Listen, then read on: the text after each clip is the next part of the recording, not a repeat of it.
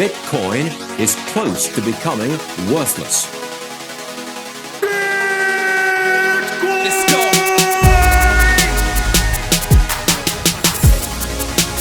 Now, what's the Bitcoin? Bitcoin's like rat poison. Yeah. Oh, The greatest scam in history. let's get it. Bitcoin will go to fucking zero. Yeah.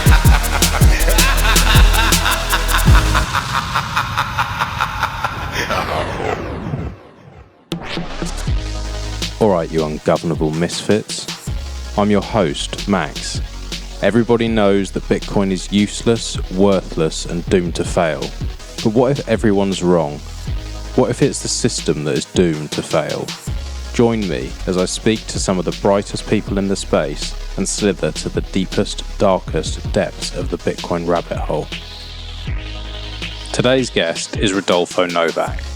Rodolfo is the CEO of Coinkite. Coinkite make the Opendime, Coldcard, and many other pieces of amazing hardware with a Bitcoin-only focus. I've recently changed across from Ledger to Coldcard, and I couldn't be more happy. But what if you don't already have some Bitcoin to put on your Coldcard? That's where my sponsor comes in. CoinFloor UK are the best Bitcoin-only UK exchange and offer DCA to ride out that volatility. If you're not already signed up, check the show notes and click the link to get signed up today. Yo, Rodolfo, how are you? hey, good man. Sorry, I got the times confused. Well, I think we had a time issue with the time savings or something. So It may have been me because I'm useless with that. Because I thought it was 3:00 my time, and no, but it worked out because I had double booked. So I had a conference call with a few people just earlier. So you worked out for the best. Perfect. That's good. How are you? Good, man.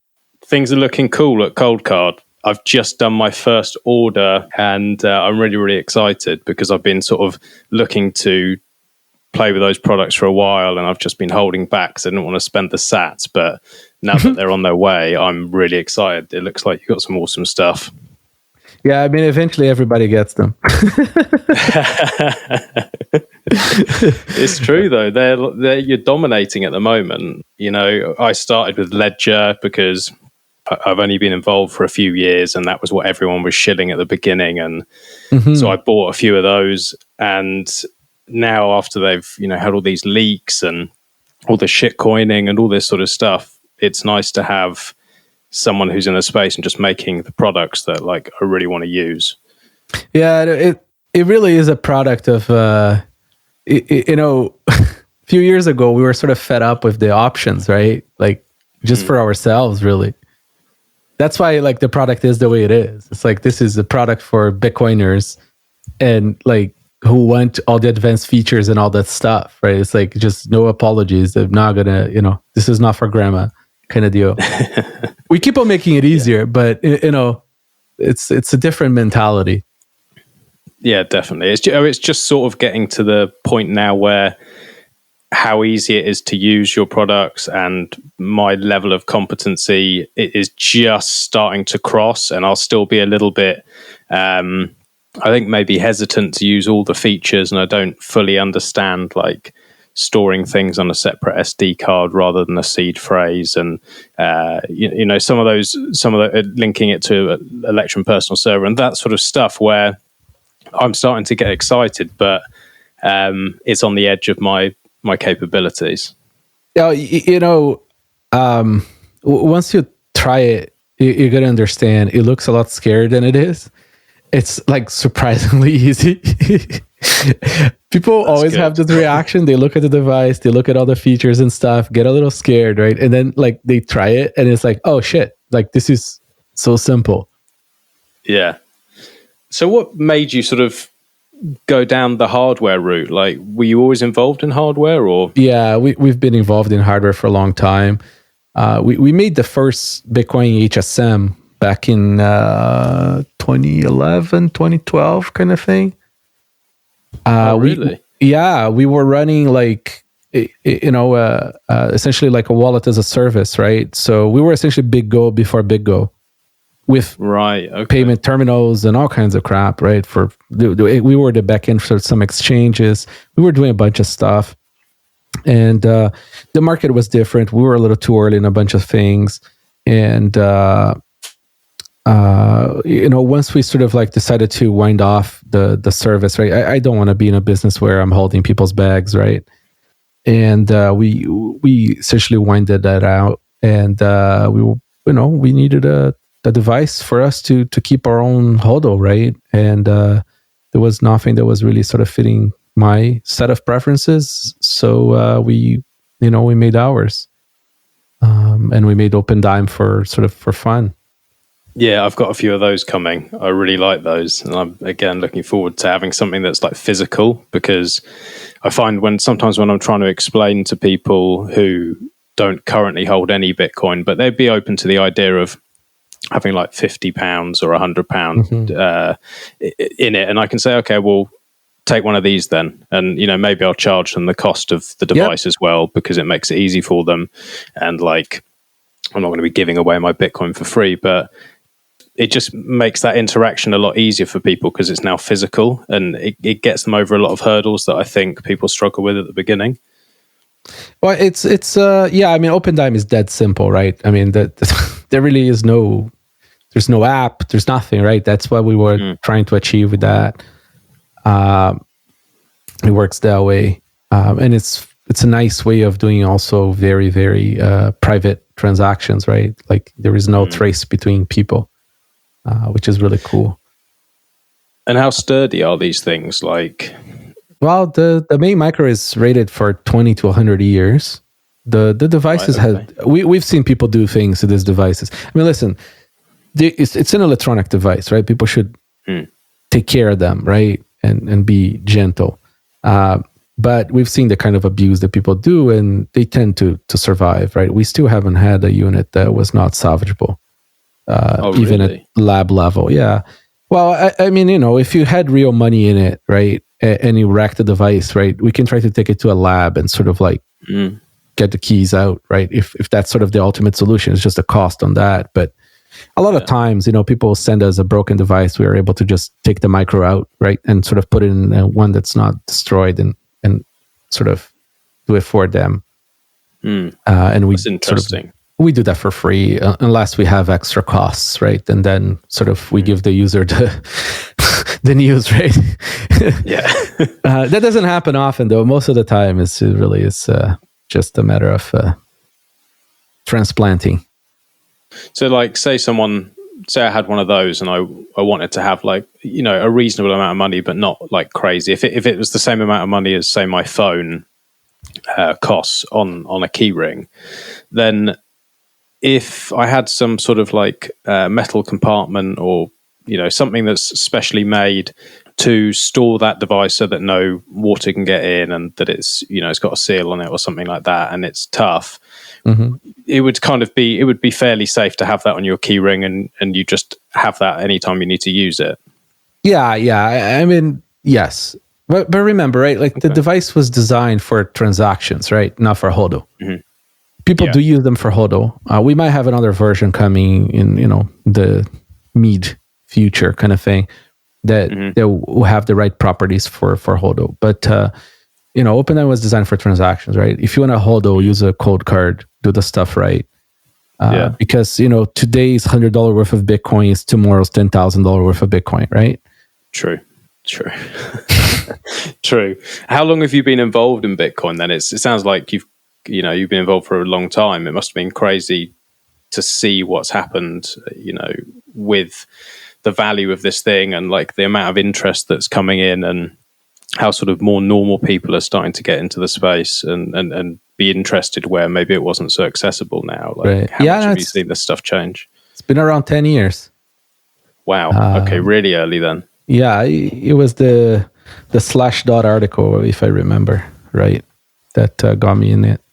and then you're sort of in and out, and it's not that simple. In those days, there were no exchanges. You had to meet some guy from the IRC on a Starbucks, and it was interesting days, and it's like, for many years, right? Like, you don't know, right, if this thing is going to go anywhere, right? And you're in it for the technology, and, I don't have an economy background, that sort of came after.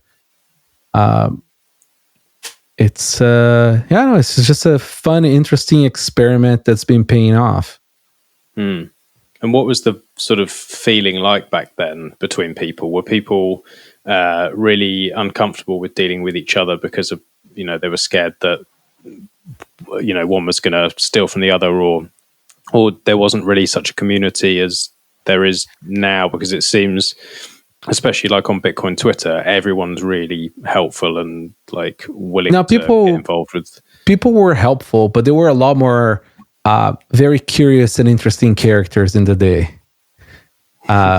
We have a lot more normies now. Back in the day, it was a different vibe. It was So that sort of made you get to a point where you were like, right, I believe this thing's going to stay around. I can't imagine really working in another industry or doing something else, and I want somewhere to store my own Bitcoin securely and in the way I want. And you just sort of went, right, okay, I'm going to start building some product. Yeah, for me, it was my first transaction is what really did it for me. It was a weird, very weird sort of realization and feeling of I have the value of this digital thing in the computer, and I sent it to somebody else in another computer, right? Because dollars, credit cards, the value is not in the computer, right? You're just telling somebody else to send it and sort of debit it and credit it, right? Mm-hmm. The idea of computer code owning value, it's insane. Like complete batshit crazy, right? Yeah. No, completely batshit crazy, right? It's like, do you put the gold bars in the computer? Where does it go, right? Like it's insane. So it is when you say it like that. It's sort of easy to forget when there's so much amazing stuff with Bitcoin, but like just that is amazing. It's just world changing. It's paradigm shift, right?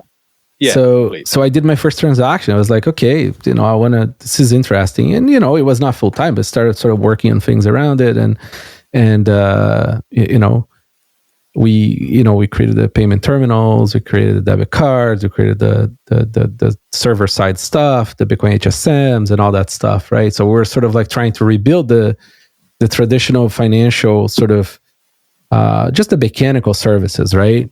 Being able to access, hold, and transfer safely, right? Because none of that stuff existed. And then we sort of realized, right, that we're just sort of essentially remaking the old stupid. Yeah. Seriously. And then we're like, okay, no, this is not what we want to do. And I don't want to like maintain customers 24 hours and holding bags and stuff, right? Even though we had multi-sig and all that stuff, right? So we're like, no, let's make things that sort of really really sort of follow the Bitcoin mindset, right? Where it's like really moving, changing the asymmetry here and putting all the power on the user's hand, and then it's up to the user how to do things, right? We shouldn't have anything to do with the user at the end of the day. Yeah. And so you're making the devices that allow people self-custody and the responsibility, but you're trying to take away some of the danger and the sort of pain in the ass that it can be to do this stuff securely. And I like that a lot. And that's a sort of a personal mission of mine, is trying to learn more and more to be more in control and more private, and also get listeners to be able to learn and do the same, because it's quite a steep learning curve. But with this sort of technology, like it is really steep. I'm not really a techie person, and like it grabbed my attention so much that I've forced myself to start learning, and like I find it really difficult. But the power that it gives you is world changing. Well, you become sovereign, right? It's like extreme ownership, right? And with extreme ownership comes extreme responsibility. It does. It's stressful at times. Yeah. But we try to make it as safe as possible and as least we try to help the user not screw it up, right? And one of the reasons why we expose so much of the technicals, right, to our users, right? We try not to make things too dumbed down, right? Is because when you make things dumbed down, you keep people dumb and you keep them prone to screwing it up, right? So we have a lot of very advanced ways of hand-holding the user there where, we make sure they don't do certain things that could cause financial loss. So those things are there, but we try not to sort of remove all the agency, right? Because otherwise we're back at square zero again, right? That's sort of our mentality. And so some of the features that have interested me, and I'd like to maybe go in a little bit deeper and understand sort of why they've been put in there and what the alternatives are. And, things like PSBT, I've not used it yet, but to me, you're going to fucking love it. It seems like it's strictly better. Like everything compared to the alternative is better. Like, are there any trade-offs with this or? Not really, no. So the problem before is that, and I think it still is that there is vendors who are trying to essentially cattle you into sort of their solutions, right? Their ecosystem and solutions for a variety of reasons, right? Like, for example, if you're using a hardware wallet with the vendor's web wallet, right? They're going to try to push you to their Bitcoin selling feature, right? So it's in their interest. Trade your precious sats for Link or XRP or some sort exactly, of right? shit. They're all shitcoin casinos or shitcoin friendly stuff, right? So it is in their interest to do that. Or sometimes they just come from backgrounds or industries that made things in certain ways, right? We try a very different approach.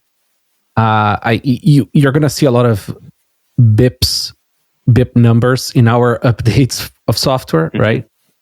We really try to sort of track Bitcoin Core development with our features, right? Or even BIPs that are sort of not numbered yet. If they're interesting for hardware wallets, we try to sort of like talk to people and push for them to get numbers to get developed, right? So we want Bitcoin ecosystem to use Bitcoin standards, right? And for the longest time, I think some of the players, some of the vendors in the hardware wallet space just didn't have a lot of experience with, USB or things that are part of the stack, and maybe we're not communicating enough with Bitcoin Core, right? Because we've been in this space for a little while, we wanted to sort of do that. So, we pushed hard for PSBT to become to happen a little bit faster, and we really sort of pushing for new vendors coming in to also adopt them. Maybe hopefully some of the old ones adopt them too, because I'm a huge believer that we need to have division of labor here. So hardware wallets should not be making software wallets. Hardware wallets should be making a secure, essentially keychain device, right, that signs transactions. And then let the software wallets sort out their business models, sort out their security, and have proper wallets. And then PSBT is just how we all talk. Okay. So it's like a message that never touches. The two devices are never linked. It's just yes, sort of copied on from your Coldcard, and then it's effectively like pasted into your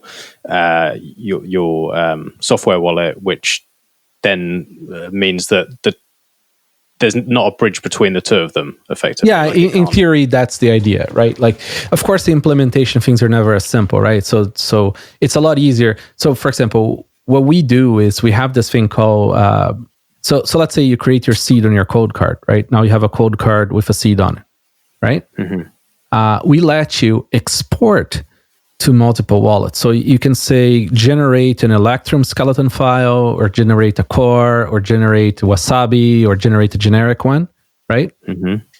And then to create an Electrum wallet or Wasabi wallet that is based on that seed is as simple as opening that file. Right, okay. It's like there is no setup on the USB and none of that crap. It's just super simple. You just bring that micro SD card, put in the computer, and open the Electrum, and boom, that's it. That's your wallet right there, and you can verify between the two, and it's all good. We still enable the USB use, right? So if you want to have it connected, if you want to use it as an HSM, whatever you want to do, we still enable old uses. But we really think that this idea of just things just working and working on standards will take us a lot further. Yeah. I mean, that makes a lot of sense. And I like the idea of using that. And now you've explained sort of that really what it's for and the bridge. It seems a little bit more fiddly, but actually I'm sure it isn't all that difficult, and it creates a lot more security. So that I'd like that a lot. It's kind of funny, right? Things on there which... when you remove the fluff, the cruft, things tend to look a little bit more complicated, but they actually effectively are simpler. Mm-hmm. Yeah, definitely. It's a lot of the time it's like technical jargon that just makes things sound complicated. And I've found the same like in finance when I was sort of learning about the basics of Austrian economics and like how that differs from our current financial system. Like when I'm trying to learn about the current financial system as much as I can, a lot of it was actually like easily understandable once it's broken down, but it creates a barrier for most people just because it sounds more complex than it is a lot of the time. Yeah, it's the thing is like I feel like it's too early still for us to do disservice to society and sort of dumb down Bitcoin too much. Bitcoin is self-sovereign technology, right? So it's never going to be simple. True. It's simple as that, right? Like it's just never going to be as simple as an IOU who somebody else is having the responsibility. Yeah, and some of the things that I liked on Coldcard are, the brick me pin and the login countdown and some of those sort of things. I find that sort of helps put the mind at ease a little bit more for, the fact that you do have this ultimate responsibility. And I guess if you don't have multi-sig and you're not holding on an exchange and if someone is self-custodying, it's nice to have these sort of features where you have that worry not completely gone, but certainly eased a little bit. Yeah, it's... I mean, listen, if you're holding the bag, you're in charge of the bag, right? That comes with risks that should not be downplayed. It's not because you have a pretty UI that, having the responsibility over your life savings has diminished, right? Is there a way of... So, like, I've been talking like recently because my new thing is, like I said, trying to get better with privacy and with all this stuff. And it seems to me there's kind of like different sort of subsections of Bitcoin hardware that are all kind of hardware and software that are all kind of being used together, but they are kind of in separate boxes.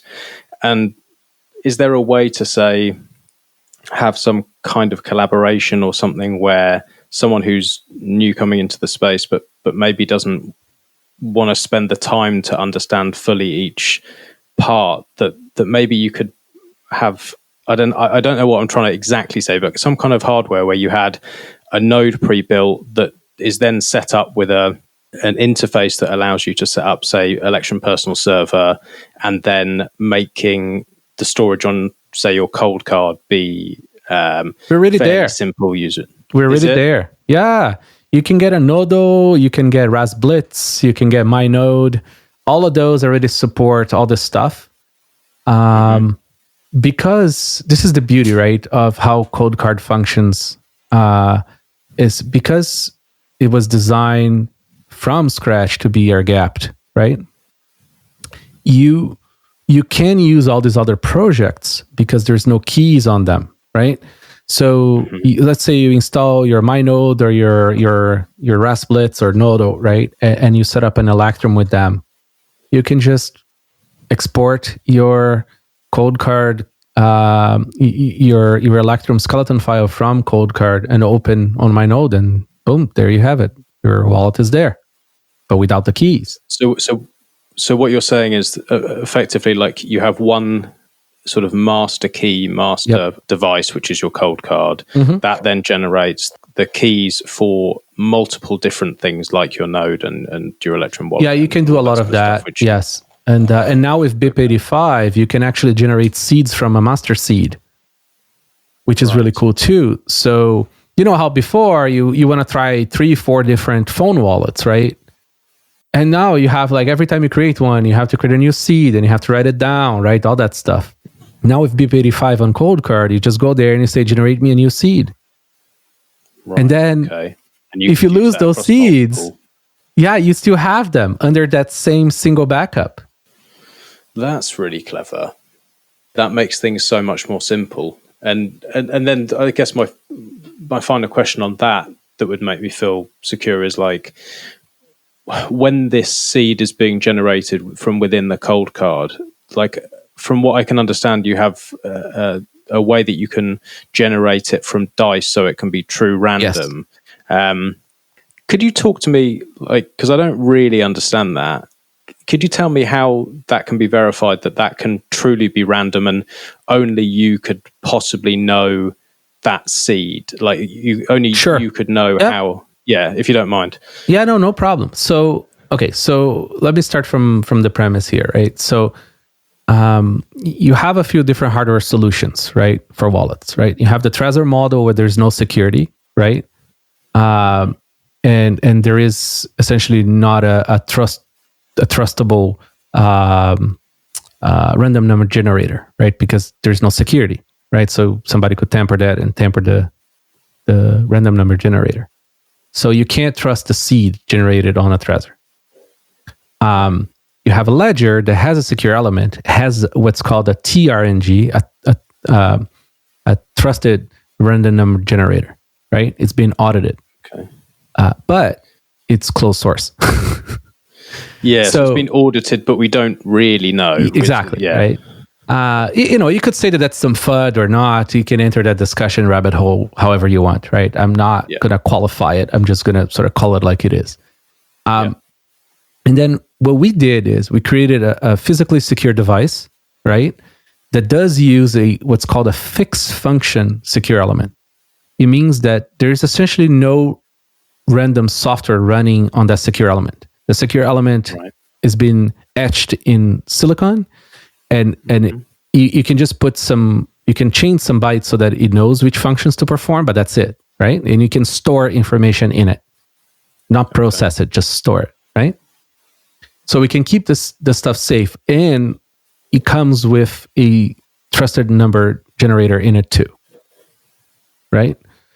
So, but the thing is, in our principle of trust minimizing it, we don't want to trust it if we don't want to, right? So what we did is we allow you to essentially throw dice. We made a UI for it. It makes you throw the dice and you choose how much entropy you want by how many dice throws you do. And then provably, we can show to you that entropy was entered.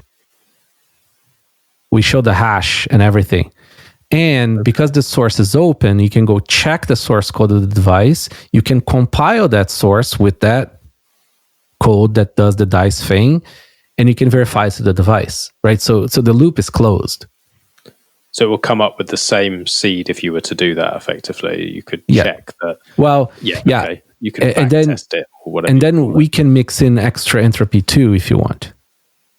Okay. From our different random generating sort of sources. Right. Okay. So that is, but bar there being some way.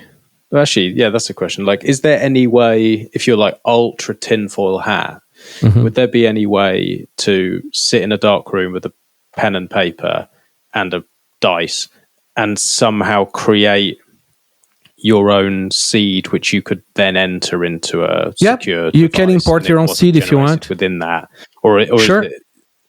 Import your own seed if you want. Okay, and how would you do that? Like if you see, that's the problem, right? Now you could print all the BIP32, all the BIP39 words, and then pick them out of a hat. You know, you could run into entropy problems there, I guess. Maybe, I don't know. But see, here's another better solution, right? Much more practical. Why don't you use the dice feature on a Coldcard? It's provably to a degree that, like, I don't think there is any person who's not fudding, who's not comfortable with it. Okay. And then add a passphrase on top of that.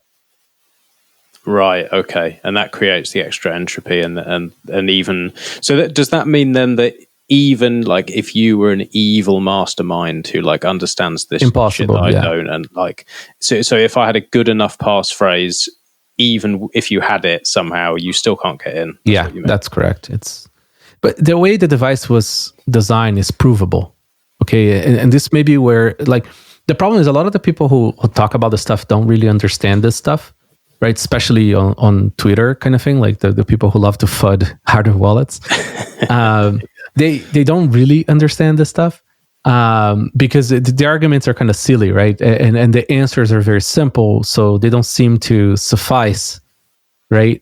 But here's the thing. Because the chips that we use are sort of generic on purpose, right? Mm-hmm. You can buy a Coldcard, you can remove the secure element, toss it on the garbage, okay? Solder a new one that you randomly purchased from any supplier that makes them for cars or whatever, okay? This has to be the same model. You resolder it in, and you reload the source code that you compiled yourself. You just prove to yourself that source code is for that chip that comes out of a production line genetically. Right? Right. Okay. Is the mastermind going to change the chip at the supply level that is for the whole world and also so simple, fixed function on silicon? Like, it becomes a problem so huge, right? That is just send a helicopter and take the person out, right? Yeah, definitely. I mean, especially if these chips are being used on lots of different devices. Pretty much every car has one. Okay. All right. So, it would be extremely unlikely. Because, I mean, I've got a friend of mine who is sort of obsessed with the idea of only ever using paper wallets and like constantly is having a go at me about using hardware wallets. And I'm like, I don't understand your point. Like they're fine, but I don't understand your issues with, if you have something like a Coldcard, I don't understand. And he's like obsessed with the paper wallet thing. But paper wallets are really stupid. Well, that's what I think. So, okay, so look at the other side of the coin here. Let's look at paper wallets, right? So you have to have a clean computer, okay? Modern OSs are a monumental cluster, right? It's like the attack vector there is just, the attack surface is just, it's the size of the sun, right? It's, and everything wants to talk to the internet, right? So you have to get a safe copy of whatever software you're going to use to generate the keys into it. You're going to have to remove all the radios and everything else so that there is no side channel attacks, which also don't need radio. There's all kinds of attacks nowadays against computers. And then you're going to have to, you can't write down a paper wallet. You're going to have to use a printer, right? If you have a raw secret, the printers are not secure. They were not designed to be secure, right? Somebody could be listening. Wi-Fi, I imagine. Yeah, it's all this stuff, right? It's silly, really, right? I mean, Yeah, listen, I've tried saying that, but it's just. I guess some people will never change their idea on it. But his idea is I'd rather choose a laptop that doesn't have the internet on it and blah blah blah blah blah. And I'm saying, well, it's a device used for multiple applications, and therefore, like, surely it's not going to be as good one that's specifically designed to do one thing and one thing well. And it's like, yeah, but it's someone's built that. And I said, well, yes, but then if it's open source software and you can see what's running within it.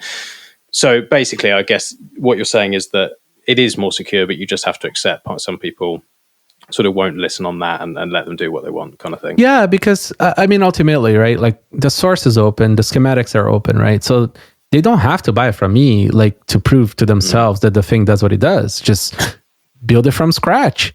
Use the source code. Everything is verifiable. Everything is auditable, right? So just do it yourself. The problem with the computer is you can't. You can't build a computer for yourself. The firmwares on all those, there's so many subsystems on a computer. Just the DSP audio on a chip.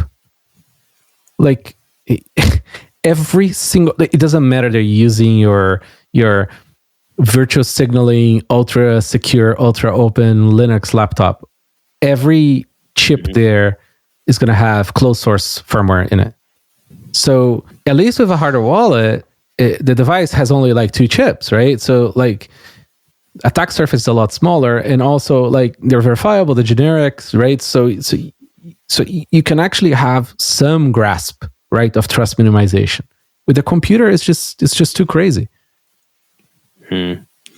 Yeah, it makes sense. It's certainly the way that I'm going to go. And one day when I feel a bit more comfortable, I like the idea of having multi-sig with multiple devices and all that kind of stuff. But to be honest, like, it's just, I'm trying to take sort of small steps without trying to trip myself up. And that's the best approach. Like like, remember, right? Like the great majority of the people screw themselves out of their coins more than they get robbed.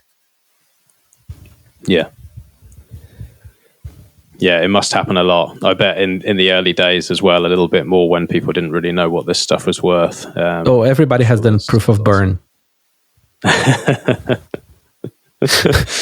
Oh, it must be so painful sort of looking back. There's a guy here I think he was in Wales, this was years ago, who lost, it was something like 10,000 coins or something crazy. And they were the hard drive one.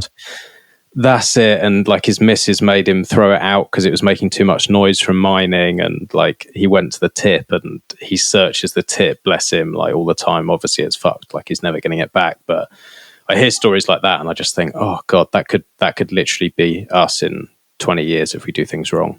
Totally. Yeah.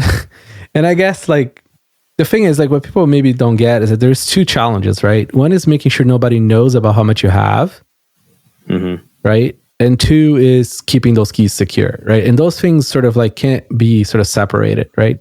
You really don't want to dox your UTXOs to a company, right? So when you buy a hardware wallet and then you go and you use their service, right? You're essentially telling them, not that they're nefarious or anything, right? Like, but like they do have your shipping information. They do have now your UTXOs, right? So it's kind of tricky. Definitely. Rodolfo, this is so unprofessional, but my puppy is downstairs crying at me. I thought he was asleep. Would you mind if I just literally grab him? He can sit on my knee. Of course. No, go for it. He's going to cry, bless him, in the background. Just give me 30 seconds. No, it's all good. All right. Sorry.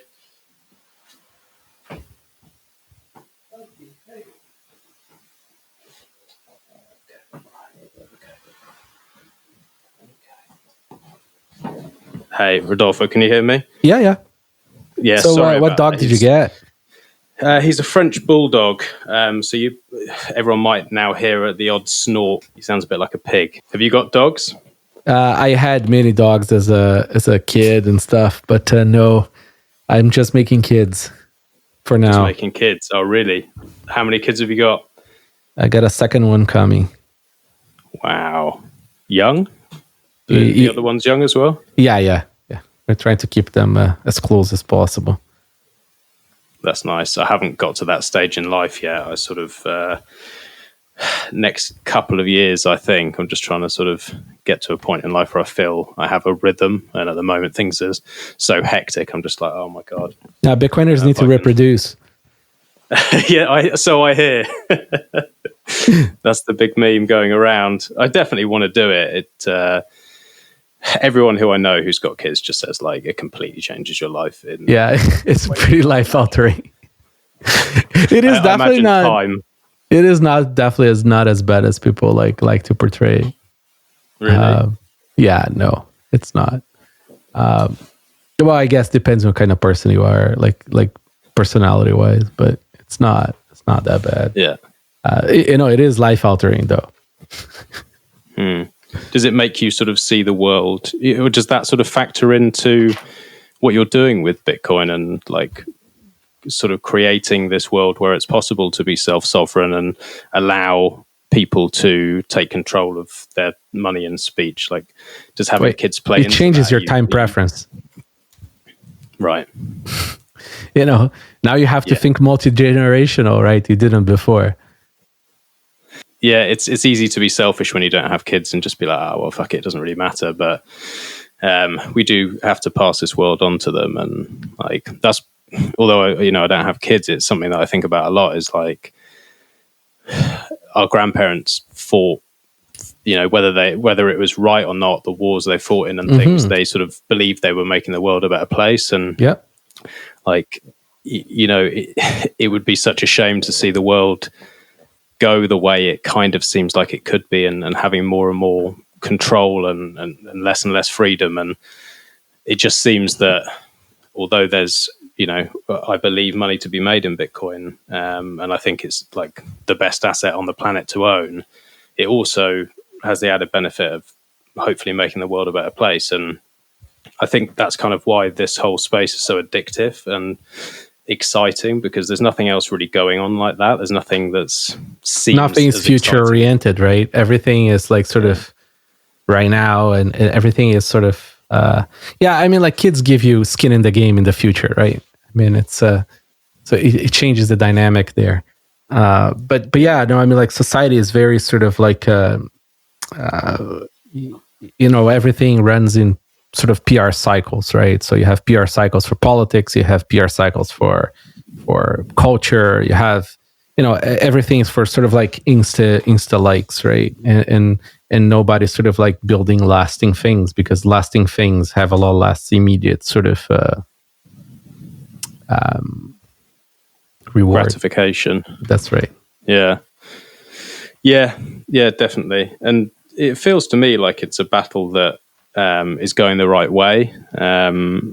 I've just had Chris Belcher on recently last week, and he's talking about some of the things he's doing and things to help privacy. And when I speak to people like him and people like you, it makes me feel very confident that actually it doesn't matter how many guns they have or power they have, like things are going the right way. Do you feel that it's a battle? Yeah, I mean, Chris is a monster, right? I mean, like he's a very smart man. Crazy smart, but very humble. He's he's a nice guy too. Well, he's I think he might be in your neck of the woods. I don't know. So he is. You should meet him in meetups and go have a drink with the guy. He's smart and nice. Yeah. Well, I met him at a BitDevs meetup before all this lockdown stuff started, and he answered a question on Lightning, something that I didn't understand, and to be honest, I didn't even know who he was. And then I was like, "Hold on, I recognize that voice," and and yeah, it was him, and then did the interview with him, and yeah, lovely guy. And like I said, it's with people like that and with people like you building the hardware, like I feel very confident. Do you have an idea in your head of, like probability wise of, can we make this thing private enough and usable enough and secure enough over that? You do good. I think like Taproot and sort of threshold signatures, that stuff is going to make Bitcoin not perfect privacy, but private enough that will change the cost to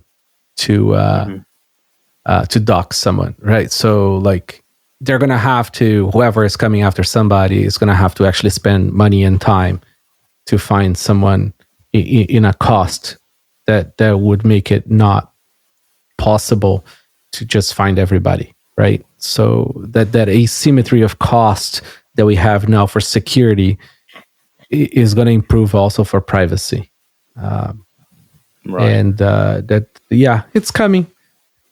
It's open a drink, read some books, take your time. All these things are coming. Yeah, it feels like that, and that's kind of the approach I'm taking. Is, I'm spending a lot of time recording podcasts and reading everything I can and speaking to as many people as I can and trying to sell my art for Bitcoin and build a position, because I'm not sure quite exactly my place in all this, being non-technical, but it's just all I know is something I want to be part of. And it's like I can imagine this circular economy with enough people with a similar goal and values that we can create a completely separate economy that could be so much more exciting than what we currently have. And that the innovation can just go crazy, and that's really exciting. That's something that I have, I really look forward to. Yeah, no, it's hard not to be infatuated with like Bitcoin as a tool of like just freedom, right? Like we all crave it, or at least the type of people who crave it at least now we have a chance. Yeah. Before we didn't have anything, right? Like you can't. I mean, like the idea, what you're gonna have, like a truck of gold in your garage, and you're gonna get all the guards you need for that, and it's just it's all this stuff is pipe dream, right? That's why it never happened. So at least Bitcoin now gives us a fighting chance, or at least a way for us to sort of segregate ourselves as much as we can from the people that don't want to play this game, right? And another cool thing too is the Bitcoin, I think it was Jimmy who said this, Bitcoin is enemy's money. So we don't have to, altruism is great, but Bitcoin doesn't need altruism to succeed. He actually uses greed, right? Which is a much more efficient system. So it's guaranteed.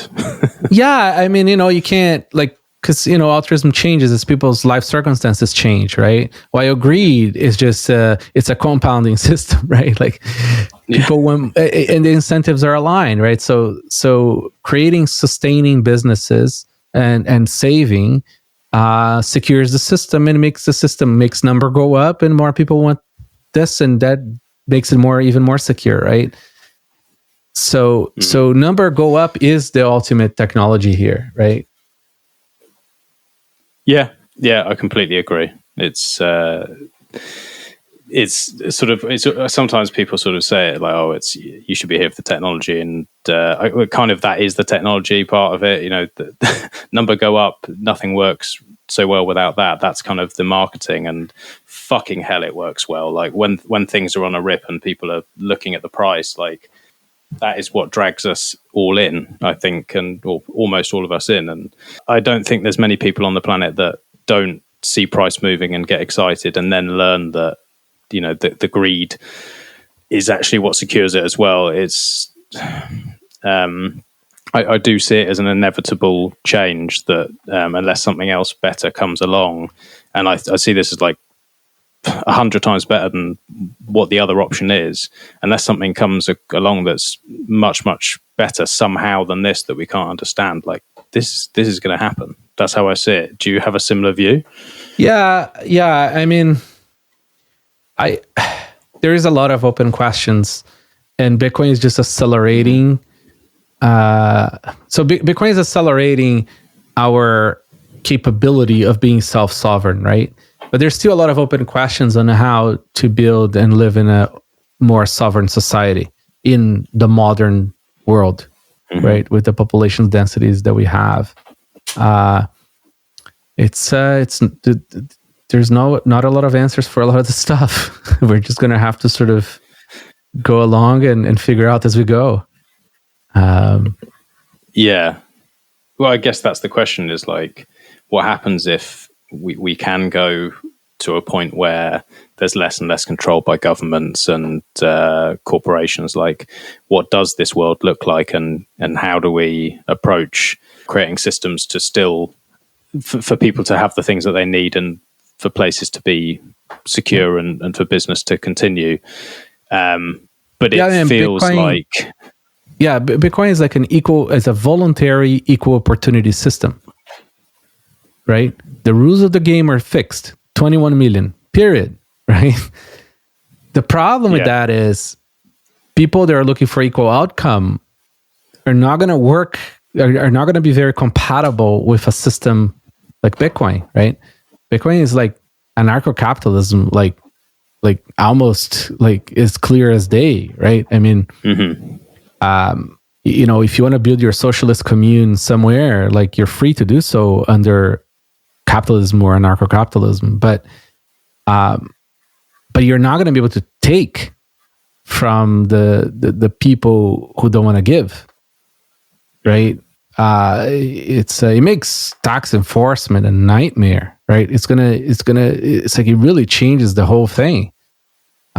So it's going to be interesting, right? But when you have too many people sort of raised on a system where they're used to just taking, it's going to be interesting, right? Because that's going to cause conflict, right? And it's not so simple how to solve that either.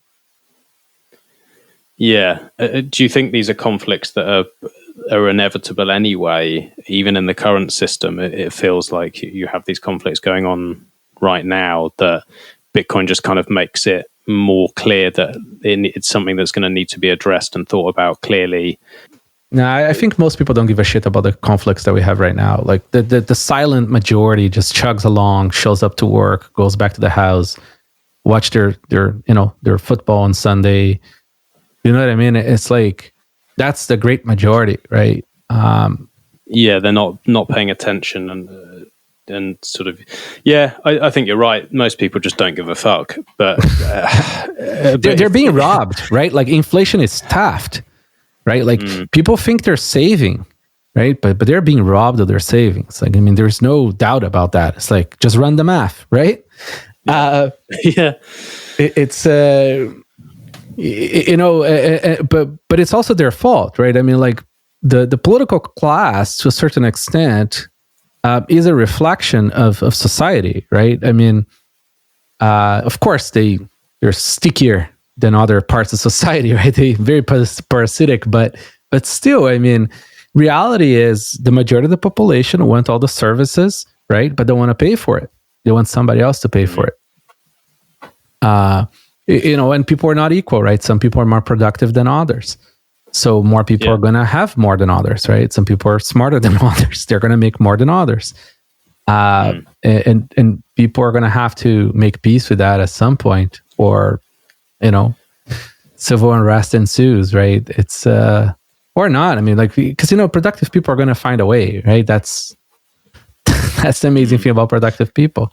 They will pack and leave. They already do, right? Like, I mean, people have a lot of money with shelter, right? And they'll buy politicians to create the loopholes for the sheltering to happen.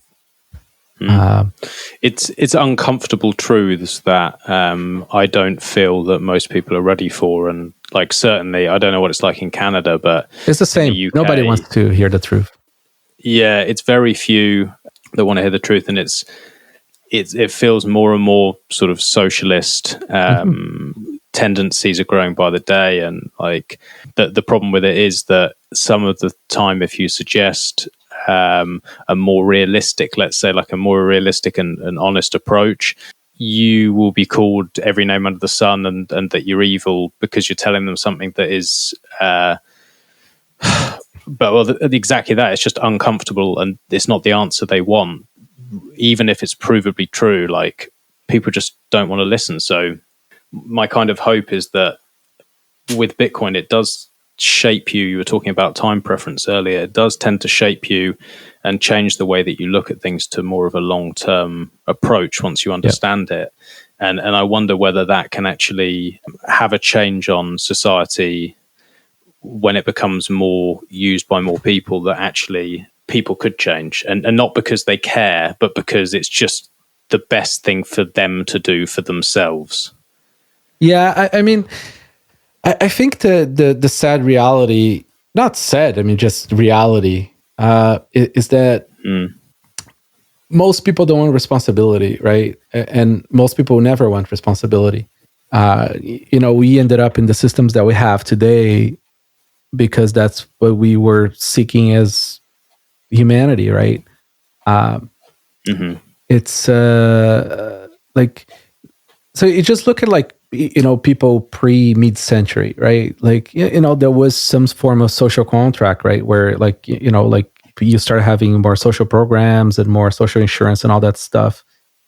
And people would in turn save, and they would provide the cost of initializing the next generation, right? So they'll pay for the school, they'll pay for housing, they'll help their kids buy their first car, their first house, everything, right? We sort of like in this society that we have now, we're trying to offload everything onto the government, right? People want the government to raise their kids. People want the government to sort of like provide everything. And it's sort of like a self-fulfilling circle.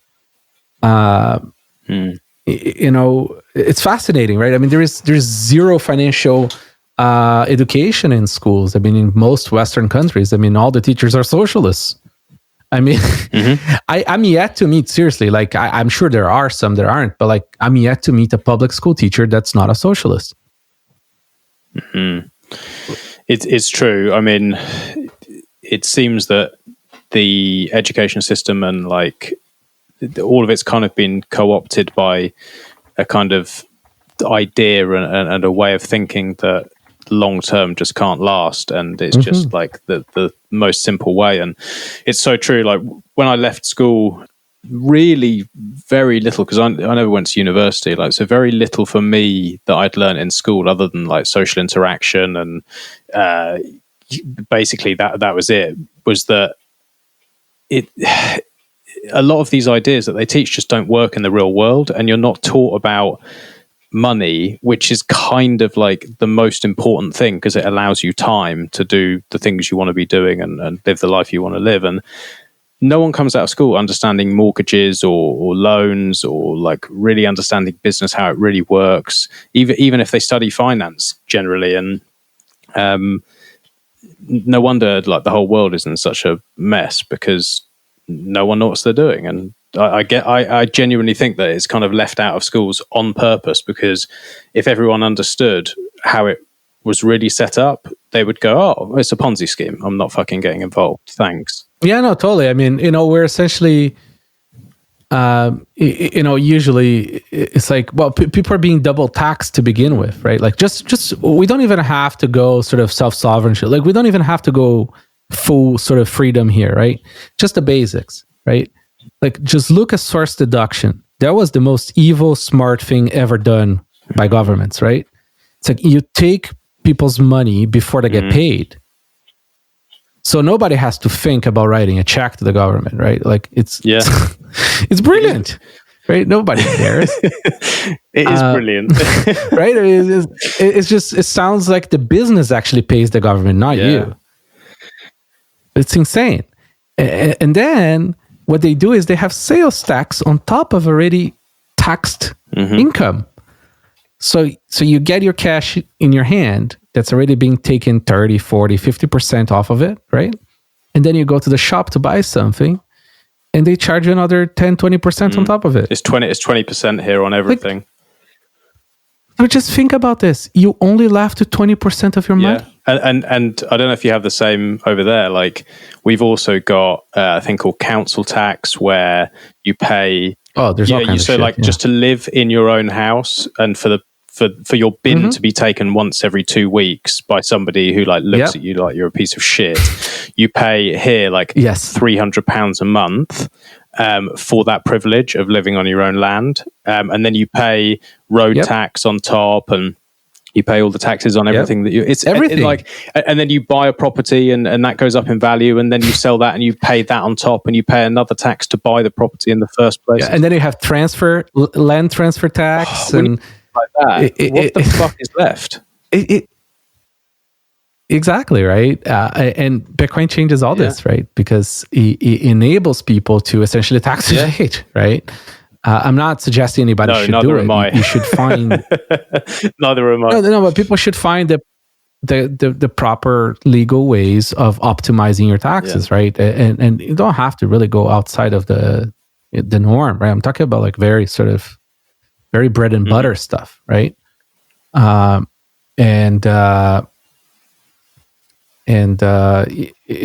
out your shit, right? Because nobody has your interest at heart here, right? Like it's government is not there to remember. Like part of the idea of collectivism is that the one doesn't matter. Yes, right. It's like the literal opposite of individualism. So you and your kids are just like sort of like one more source of income for the rest, right? It's pretty bleak, but Bitcoin fixes that. But the idea of it is lovely, but it doesn't work as well. It's like, people will say to me over here, they'll go, oh yeah, well, the taxes pay for if someone's out of work, and they pay for the roads, and they pay for, and it's like, yeah, well, the roads are fucked. The people that I know who are out of work are getting not enough to get by on. The healthcare system, which we pay so much money into, like, yeah, it's better than not having one. But if you didn't have all your time stolen from you, you could afford better healthcare and food, so you wouldn't need the healthcare. And like, I don't think people realize, right? Like in Canada, right? So in Canada, we have public healthcare, right? It's a public, right? There's not even, it's illegal to have private healthcare. Really? Canada. Oh, wow. Actually illegal. Oh my God. Actually illegal, right? So, if you live, big city like Toronto, right? And you're dying, you're going to have like top healthcare. It's actually quite good, right? If you have a broken arm, you're going to sit in the ER for like 8 hours waiting in pain. So it's very sort of, of course they'll prioritize, the more important shit gets treatment, right? Yeah. And then if you want like a specialist, it's going to take 6 months to a year, right? And all this is not free, right? Like it costs, like for a person that like middle class person, right? They're paying like $10,000, $20,000 a year for this shit in taxes. Yeah. So imagine what kind of amazing health plan where they massage your feet you could have for $10,000 a year. Yeah. Right? I mean, the US, like, you see some pretty amazing healthcare plans. I'm talking about like really nice stuff for like $200-$300 a month. And that's like really nice shit, right? Yeah. 10 grand. I want my feet massaged in the waiting room. Yeah, it's a similar story here. It's not illegal to have private healthcare, but I think normally if someone has the ability to pay for it, they will, because the NHS is like massively stretched. And yeah, if you break your arm, you could well be waiting a few hours to get in. And the whole system's, I used to work within the NHS within dentistry, and the conversations that I would have with the NHS, like trying to make things more streamlined and more efficient and better for patients, was like banging my head against a brick wall, because they just don't care. Because they're just like, well, we got a budget, like we don't really care. Like they don't really see the changes, and everyone forgets that they are paying for it through their taxes. And it is designed to be that deceiving. Yeah. It is really well designed to be deceiving. Like this guy's like, there is a lot of stupid, like sort of ignorant, like lazy people in government, but there is a lot of smart people too. Like, so especially on the collectivist side, I mean, there is some really like, smart and evil people there figuring out how to plan a society centrally, right? That's literally the role of collectivists, right? Like, I mean, just look at modern monetary policy, right? It's like, central banking is a brilliant schema, right, for the cantillionaires and the people who are in the game, and also a way of keeping the population without revolting. Yeah, it's really clever. And the other thing that I sort of worry about is, especially with what's going on at the moment, with people sort of not being allowed to work in a lot of cases, and either getting nothing or they get something that is just enough to survive on.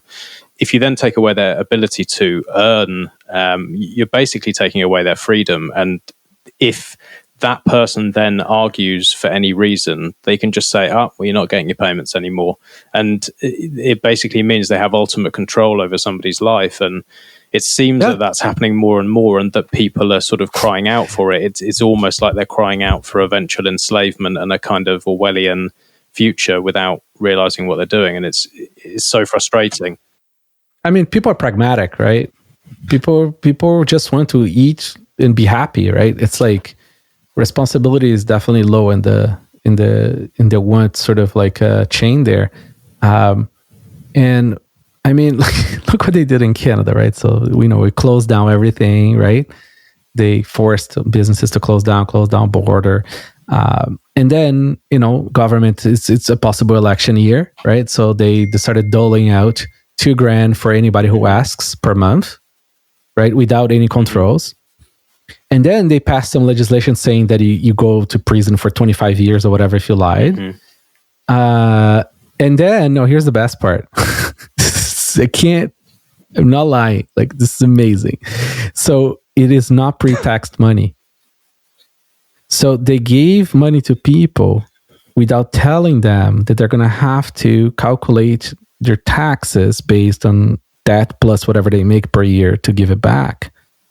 Oh. How can they expect people who didn't save to begin with, who couldn't survive 3 months without income, right, already on a tough spot sometimes, right? To then have to pay taxes on that at the end of the year. So they're literally saying, don't work, we'll give you this money, you won't earn anything else, you'll spend it because you always do, because that's what everyone does and no one keeps savings. And then at the end of that time where you've got no job and you may be behind on your bills and things anyway, we're then going to whack you with tax. That's so sneaky. Yeah. That's so sneaky. And the people eat it up, right? Nobody, of course it made the news, but nobody cares, understands. People don't understand taxes, right? I mean, we have politicians that don't understand how marginal tax works. This is all designed that way, right? It's how you do it. It's how you keep people from, because if people knew, right, how much of their actual earned income is taken, how much they get back, and how much it costs to deliver a service, right? Which is more than half of the money they have to begin with. People would revolt. Yeah. There's that quote by Henry Ford, which is something like, if people understood the monetary system, they would revolt before the morning. Or well enough, people don't understand the monetary system, or they would revolt before the morning. And I think that's what you're saying. And I agree. Can you imagine how angry you'd be if you just went, oh my God, fucking 90% of my life is just stolen from me for what? I wonder how long it takes before people do wake up to that, and then wake up to the fact there's an alternative, and how quickly things can change. Do you have any sort of view on that? Do you have especially as somebody who's been involved for a long time? It's one of society. I think the grip that collectivism has in society is strong enough that we're not going to see change on this stuff for a long time. What we're going to keep on seeing is more a path towards a more aristocratic society, right? Where essentially the people who are productive, the people who even unfairly came to a lot of capital, right, through inheritance, whatever it is, right? They will keep on buying politicians to create the loopholes, and we're just going to keep on having the disparity just going forward unfairly, right? Because at some point, it is the most efficient ways. Even as a Bitcoiner, right, you have to play both games, right? Don't stop voting or participating in politics to a certain extent. You have to always push for less government and push for less taxes, right? Play that game, right?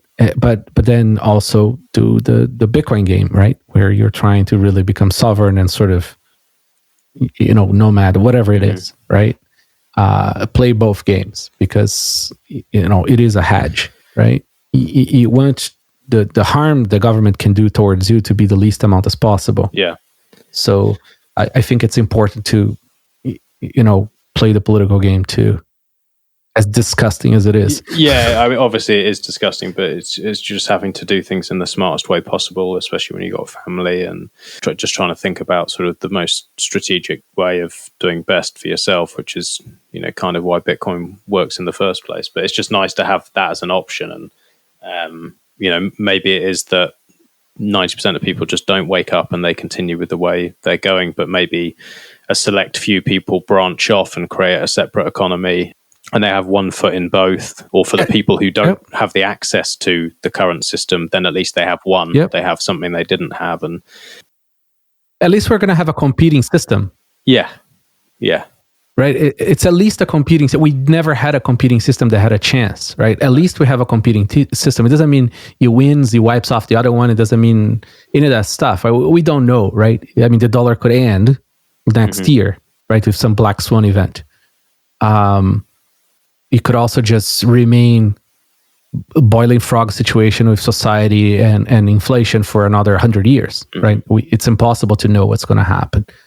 But at least now we have some sort of like a lifeboat. We have some sort of way of hedging our wealth, right? And what's interesting in that game is that, like, even Bitcoin as is, with the private assets that it has now, right? Like, I mean, if government can't even go after people who sold their car for some capital gains taxes on that, right? Yeah. Because technically, every time somebody gives you $10, you have to claim that on your income tax, right? If government does not have the capability of going after people for, selling their lawnmower, right? Yeah. It's going to be the same with something that's way more liquid, which is Bitcoin, right? Bitcoin is super liquid. So people are going to be able to do a lot more localized really internationally too, right? But a lot more in smaller networks. They're going to be able to transact without making that claim, right? And so there's going to be a lot more accidental or just sort of like a white light type of tax evasion, right? And that's just going to set a trend, right? I mean, Bitcoin does set that trend, as Obama puts it very succinctly, right? Bitcoin is a Swiss bank account in your pocket. Good bit of marketing from him there, to be fair. He's brilliant. He's done really well. I don't know what he's done. I don't follow, obviously, really American politics or anything, but we can thank him for that at least. That's brilliant. This is exactly what it does. And what's cool is, like, it can do it for a few $100s and a bit of time spent, and being any person with an internet connection. And, like, that's never been possible, to have the ability to have a Swiss bank account. And this is better than a Swiss bank account. So much better. Yeah. And no one could do that unless they were, already very, very wealthy or had incredible connections or were part of that sort of elite bureaucratic system. And now everyone can. And with the use of hardware like you're building, it just makes it easier and easier. So, yeah, thanks for what you're doing. And, I really hope it continues. I mean, we're all doing. You're educating people. That's even more important. I'm trying to learn myself. Actually, nobody listen to what I'm saying. Listen to Rodolfo and others who are on the show, because I've got no idea, but I'm fascinated and trying to learn. Yeah, I mean, it's a big rabbit hole, right? Because there is the technical side of Bitcoin, and then there is the economy side of Bitcoin, right? And those two are completely interconnected, but they're completely different sort of like branches of understanding. You probably want to see, if you want to understand Bitcoin, and Bitcoin is for whatever you want, right? I mean, it's you can use it for transactions, you can use it for saving. It's your money and it's your own fucking sort of problem, right? It's nobody else's business. Yeah, it's exciting. And is there anything else that's coming down the line with Coldcard, or any sort of new things that you're working on that you can tell us? I know I saw today you had a release, which I was pleased to see that you've got the feature of no shit coins, and that was brilliant. That's really good to see. Is there anything else? Yeah. Yeah, I mean, we're always launching new updates, and there is probably new hardware coming in a while. We have Opendime. We now have the metal plates for backup too. Yeah, I've just ordered those. We didn't like what was on the market. Yeah, I mean, it was, I don't know why, but like the people who, the metal plates that were in the market, like it seems almost like they're not Bitcoiners or something, because like, I don't want to have two plates. I want just one plate and 24 words in them, right? So we made it happen, and it's all made here in Canada too. Awesome. It's only Canadian child labor. I'm just joking. And what else? Yeah, I mean, just follow our Twitter accounts. We always sort of let people know what we're working on. There's always more features coming. Okay. And yeah. Brilliant. Well, thank you so much for coming on the show. It's been great talking to you, and it gave me the push once I booked the interview. I was like, do you know what? I need to order these bits that I've been putting off for ages, and they're now hopefully they'll be with me in not too long, which I'm really excited for. So yeah, thanks for coming on the show, and thanks for making this awesome hardware and making it easier for people like me. It's brilliant. Listen, thanks for having me. All right. Well, Rodolfo, if any updates or new hardware or anything come out, I'd love to reach out again and speak to you. And it's been great chatting to you. So yeah, have a great day. Yeah, it'd be my pleasure. We'll speak soon. You too. Thanks, Rodolfo.